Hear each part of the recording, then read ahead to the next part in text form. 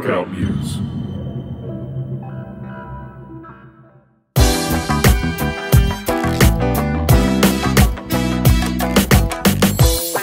It's time for Ask BJ. Each and every episode, I will personally answer one of the questions I've received from one of our valued Workout Muse followers.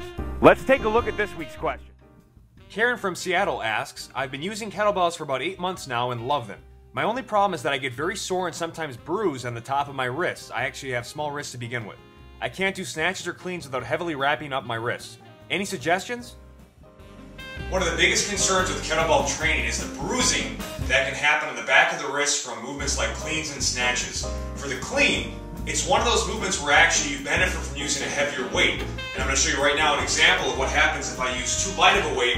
A lot of flap comes back in the wrist because of the movement. So here's a lighter kettlebell that I probably should use for the clean because it's just too light. I'm more powerful than the weight allows, keeping it tight.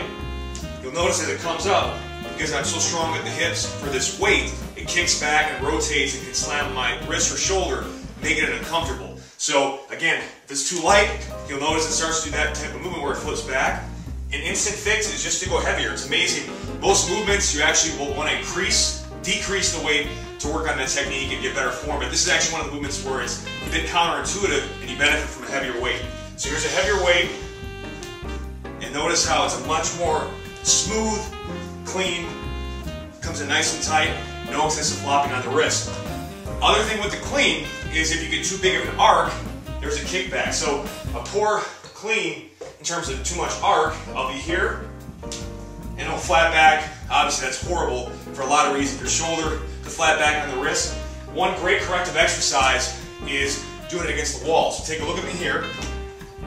I use the wall, get nice and tight. What the wall is going to force me to do is keep the clean really tight to my body to prevent that excessive arc and the kickback on the wrist. So I set up, face just in front of the wall, pull through, bring it in.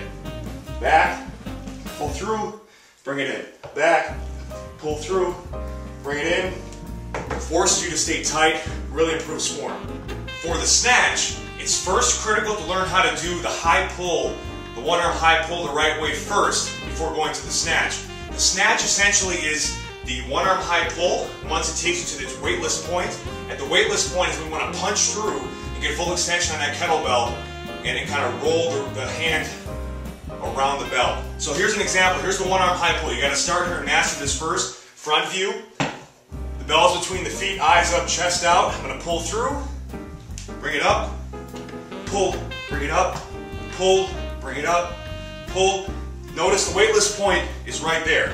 So when I do the snatch, that's when I want to punch through and bring it back. So I pull, punch, pull to the weightless, punch, pull to the weightless, punch, pull to the weightless, punch.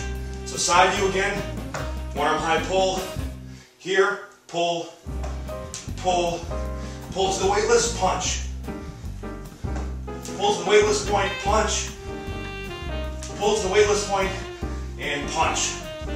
Great way to fix your cleans and snatches. Take care of your wrist at the same time. Hey Karen, thanks so much for the question. Because your question was asked and answered on this show, please be sure to email us at support@workoutmuse.com to get your free soundtrack in the house. And if you want to get your question answered on the show, be sure to go to contact@workoutmuse.com, submit the Ask BJ form with your most pressing fitness question or concern, and if I answer on the show, you will also get a free soundtrack on the house. Workout Muse.